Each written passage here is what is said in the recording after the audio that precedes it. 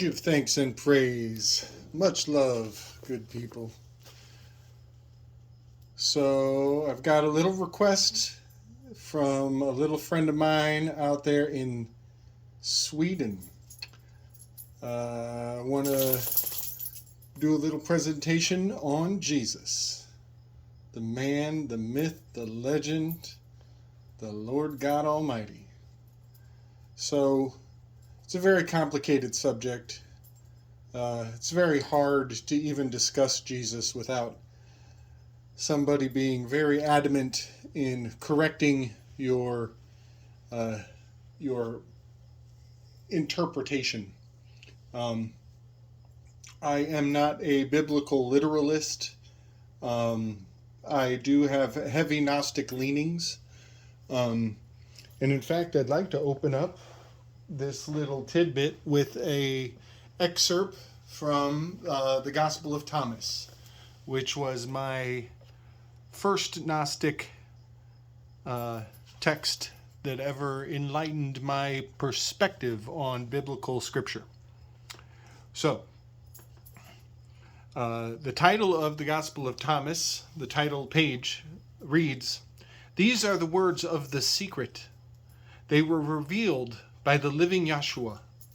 Didymus, Judas, Thomas wrote them." In the first verse reads thusly, Yahshua said, "Whoever lives the interpretation of these words will no longer taste death." In the second verse, Yahshua said, "Whoever searches must continue to search until they find. When they find, they will be disturbed. And being disturbed, they will marvel and will reign over all." So, those two verses are steeped in mystery. They almost imply that a master is required to bring context to the words.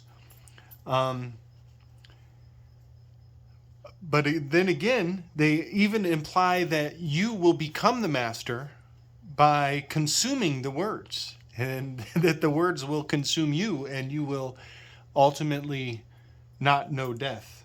No, you will no longer taste death. Now that first verse, I gotta say, my interpretation of that first line, whoever lives the interpretation of these words will no longer taste death. I interpret that to be a vegetarian gospel. I think that we are being instructed to no longer taste death, and that living forever is more about living a clean life than it is about not dying. So, and you know, all of the parables of Yahshua are ambiguous, quite on purpose. You know, there is a lot of interpretive leeway, and that's why people get so uppity when you start giving context to the living word of Jesus. It's quite the predicament. So if this doesn't tickle your fancy, forgive me. I'm not putting this out with any intention to offend. So I'm going to go into some of, and this is, you know, my little dry erase board can only contain so much information per video, but I'm going to go into some of the aspects of grasping some of my greatest treasures that I have gleaned from the gospel. So here you go, free of charge, from my heart to yours. First of all, you know, the word Je suis is French for I am. And we know that Jesus is the I Am, is the incarnation of Yahweh from the Old Testament. I believe that, Christ being the one who is foretold has much to do with the four quadrants of the T, the Zodiac. His path was laid out in the Old Testament, and he had to walk perfection in his life to fulfill the foretold stories. And you will notice that the Zodiac is pivotal to all of the metaphors of the Bible. And there is very good reason why the characters of the Bible are living in the heavens to this day. That their route, their stories, their myths are mapped out eternally, and the dynamics of our relationship to these changes of the year are they're eternal. They live on forever. They will be here when we're gone. They were here long before we got here. They are high above all of our ability to change the story. So, one good example of this is, Christ says, those who have eyes to see and ears to hear. And, I hear Aries, ears and eyes, Aries, talking about that resurrection, the rising out of the dirt. You could put Christ here in the middle. But you know what else I hear with those who have ears to hear and eyes to see? I hear years and days, ears and eyes, years and days. And that right there tells me, again, we are to turn to the heavens, look to the heavens for these answers. So yeah, the years and the days, the keeping of time, the fact that the date, the year that we are living in is marked by this man's existence. This is the foundation of time, which in and of its own right is, you could almost say, Jesus usurped Chronos. Jesus took the crown, the Chronos, the crown. He has taken the crown. He wears the crown of thorns. He's wearing the Zodiac. I do believe that ultimately, a lot of people will focus on Jupiter and believe that Jesus is the Jupiter. That Jesus is the stone. But I think that's a one gospel shy of the full message. I think that Jupiter is actually the footstool. Jupiter is the stone, but it's the stone that Jesus pushed out of the way to be resurrected again. I believe that Jesus, if he had a planet, if we had to put Jesus and assign Jesus to a planet, it would be Saturn. The most high, the farther, the father, the furthest of all the planets is Saturn. And the one under that is Jupiter. The one below, the one orbit closer is Jupiter. And Jupiter is definitely Judas of Iscariot, the betrayer. Jupiter is definitely the rock that needed to be rolled away so that Christ could rise again.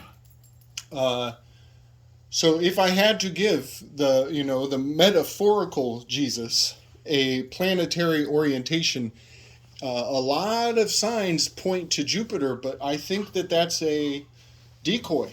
I think the ultimate is Saturn, and I think there's a lot of evidence for that as you go through, grasping the priesthood of Melchizedek, and understanding the dynamics of this priesthood and the planetary metaphors that are laid out.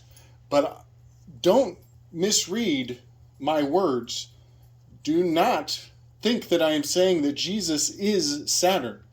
I am saying that the story of Jesus, the path of Jesus, fulfills the behavioral prophecies of Saturnian wisdom. So do not think that I'm saying that Jesus was just a planet and the whole story is metaphors for the dynamics of the planet. I think that is that's a half measure. If you stop there, you are missing out on some very real life benefit that can yet be gleaned from the living word. So as a Gnostic, I give these things their astrological significance, but I also bring them back to earth, and I can find many other treasures to be gleaned other than, pointing out which planet and which segment of the sky is which parable of the Christ. There is so much more to learn. There always will be. I got to go back through that Gospel of Thomas again with new eyes every so many years. It's good to rehash your overstanding of what's been given to you. So I just want to point out a few more linguistic corollaries. In Latin, the word sucio means dirty. And that's very significant. Tainted, dirty. And I'm going to come back to that point in a moment. It's very significant to my personal relationship with this man. So, a lot of people will point out that Zeus is Jupiter. I could do a whole nother video on just that fact. But Zeus is Jupiter for very good reason. In the Greek character Zeus was very preoccupied with earthly issues, with earthly ongoings. And Zeus was known for rape and for lightning. Most of the interactions of mortals with Zeus ended up with somebody, losing their right to say no, and they were bestowed with abilities and curses, two-sided gifts, a gift and a curse at the same time for humans that interacted with Zeus. And if you want to grasp this dynamic a little deeper, I would recommend reading Ovid. Ovid was a very shocking, actually Roman, not Greek. Ovid was written during the Roman Empire, but he was reaching back into Greek mythology and giving it new context and new life. And Ovid's work was very much about eroticizing this rape of humans by divine beings. Not always Zeus, sometimes Neptune, often many other, planetary deity figures or elementals were depicted in the book of Ovid raping humans. And I believe, I don't want to go off on Ovid right now, but I believe that Ovid was softcore porn for aristocratic women of royal houses. And it was giving them stories to relate to in a bid to claim divine right to rule. So aristocratic ladies could claim that they were born from a divine union of God and mortal, and that their children should have a claim to the throne because, like Mary Magdalene, they were impregnated and had some special baby that should be the king of everybody. So Ovid was very much giving context to this relationship of Zeus and mortals, curses, two-sided curses, and divine right to rule.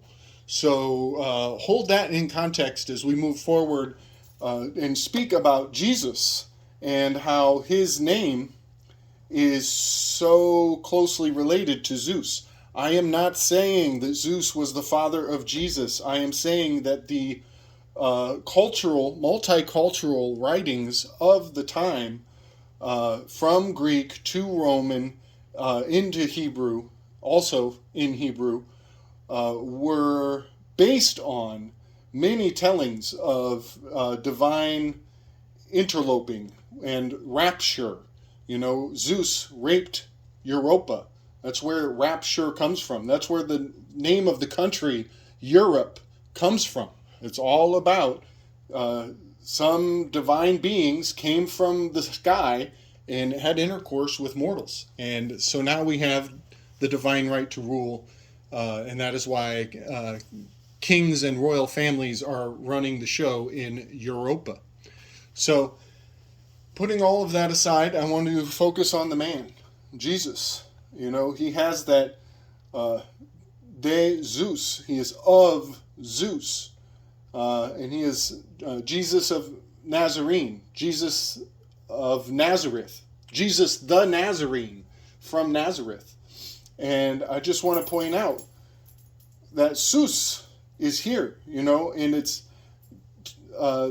that implication of being dirty goes hand in hand with the fact that he was of Nazareth. Nazarene means unshorn, means he had long hair. He was not shaven. He was unkept. And susio means dirty. Now, I gotta say, I'm pretty sure not only, lightning would make you dirty, it would make you dark, it would make you black. I'm pretty sure what we're talking about here, an unshorn, dirty God, is black. My Jesus is black. When I picture Jesus, when I picture him walking, I picture a beautiful black man. And I do that for reasons, even deeper reasons than this. This is just the surface level reasoning for giving more context to the suffering of this man and what kind of an icon he is throughout time. I believe that, his parents coming and going from Egypt. I also believe that the New Testament happened in Spain. I do not believe that the Jerusalem of modern day is the location of the crucifixion. So my Jesus is a black man in Spain who his parents went back and forth to Egypt and had a genealogy that goes back to the slaves of Egypt. So if you read into his position as a priest of Melchizedek, you will learn that that position is a priest and a king. It's both spiritual and political, territorial, about a nation of people and a path to follow. He was trailblazing through righteousness. And that is his highest value, is laying the path to follow if you care to never taste death. So this priest-king dynamic is very profound, very important. It goes back to that divine right of kings, and why Europe is a bunch of people trying to claim divine right to rule, that their parents' were related to a divine being. So, the Priory of Zion comes into play immediately. The Priory of Zion and the Da Vinci Code, they want you to believe that Jesus was just a man, just a human, who lived through the crucifix, that even though he passed on the crucifixion, Mary Magdalene carried his baby forward, and that there is a bloodline of Christ still to this day. Meghan Markle may have a lot to do with that, but I'm not going to go into that right now. But the Priory of Zion is quite on point. They are correct to believe that there is a bloodline still to this day, one very much in need of protection and may have gone into hiding. And I believe it went into hiding in the Americas. A lot of folks want you to think they went to France, went to England. I think they went to the Americas, and that's a whole nother video. But let's talk about the Melchizedek, the priesthood of Melchizedek. First of all, Zedek means stone. And there we have that Jupiter, that obstacle. The gospel will be foolishness to the Greeks and a stumbling block to the Jews.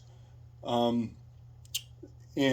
I believe what it is saying is that there is the stone it's a Rosetta Stone. It is a code that will be complicated by the language of Greeks and even more so by the Jews, and will need decoded and reconfigured for those who truly seek the gospel. And it does take a lifetime to fully grasp what the message is telling us. But there are many stones throughout history we should consider.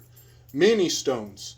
The first stone I think about is the alphabet. It is a tablet, much like Moses bringing the tablets down from the mountain, bringing the word of the Israelites. I find the alphabet to be in and of itself a stone, unalterable, It's etched in stone. It's never changed. The alphabet has been that way for since time immemorial. There are other stones to consider. Blackstone's Law Dictionary was the only couple of books that were brought over on the Mayflower. So here we have a fundamental of our country's birthright etched into a Blackstone's legal dictionary. Also we have the Rosetta Stone that was found and used to decipher Egyptian, Coptic, and Demotic language, the three languages that have given us an even remote grasp of the language of Egyptian. And there we have that Ankh again, the Cain, the castaway bloodline, which I'll do another video on that someday, but I want to just point out that Rosetta Stone is correlating the languages to Coptic and Egyptian, which goes right back to that cross, the mutable cross and the Ankh cross, which I'm beginning to believe has much to do with Egypt and its relationship to the Americas. But that's a whole nother video for another time. There we go again. So I just want to run through the Zodiac here. And, Christ is in the center. Christ is on the cross. He's on the middle. And he has, many parables, as many more than just 12. But he has parables that fit for every flavor of the season, if you will. And that is not because he is only a metaphor for like a farmer's almanac of wisdom. It's way deeper than that. It goes straight to the soul. It has much to do with, transmuting lead into gold. So just a quick run through the Zodiac.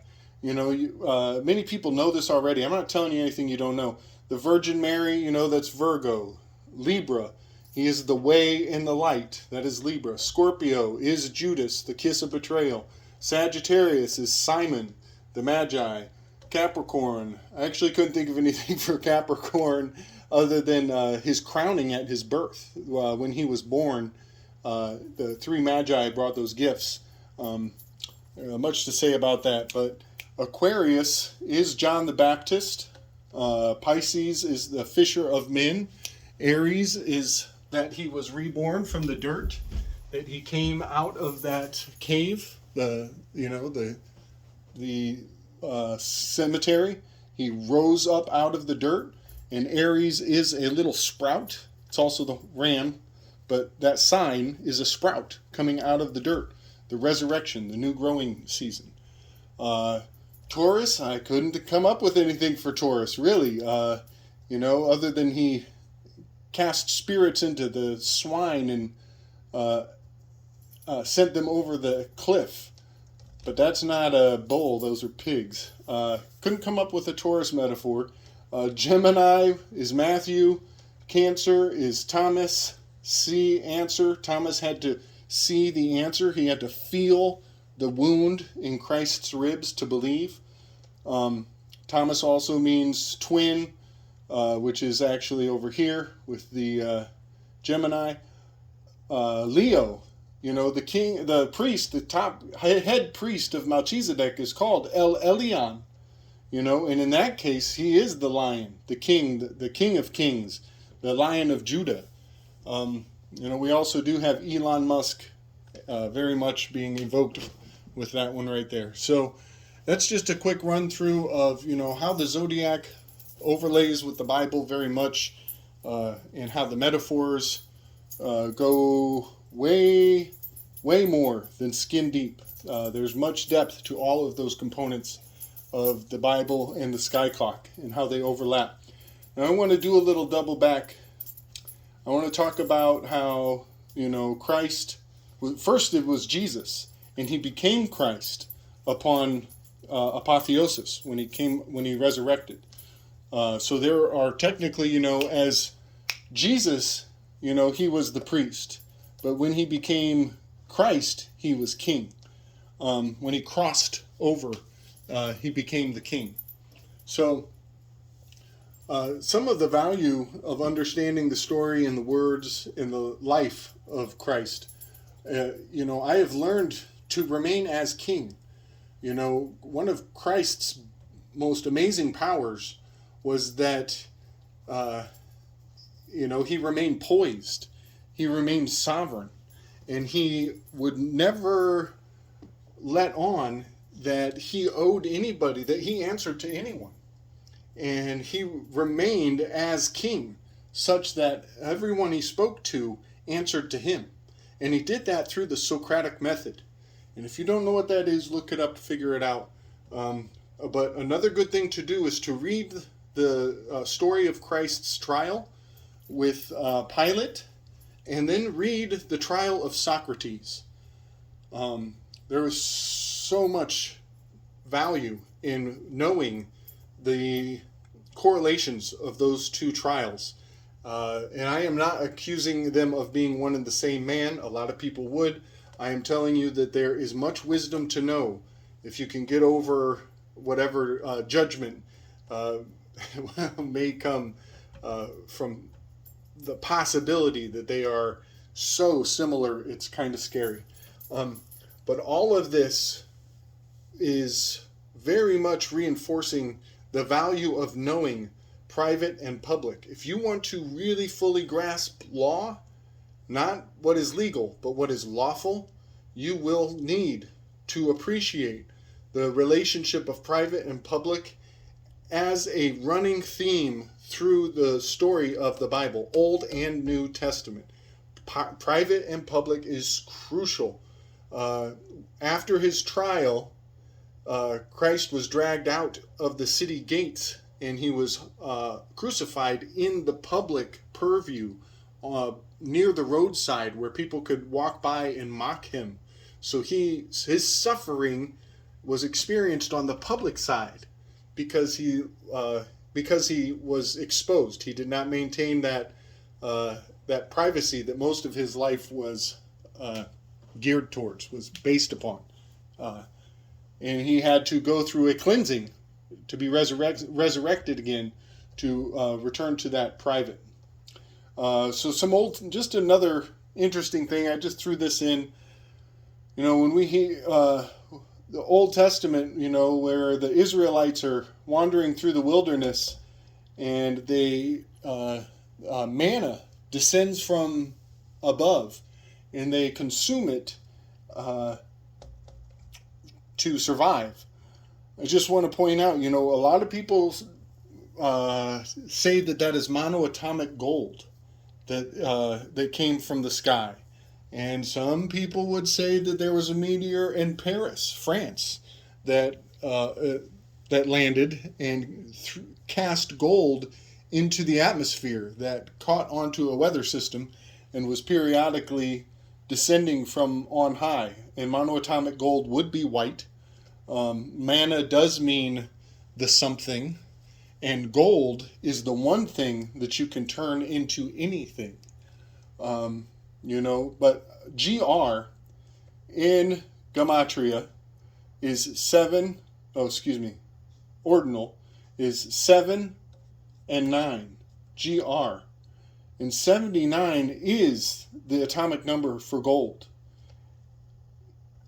So GREAT, great, very much in my mind denotes eating gold, eating the manna of monoatomic gold.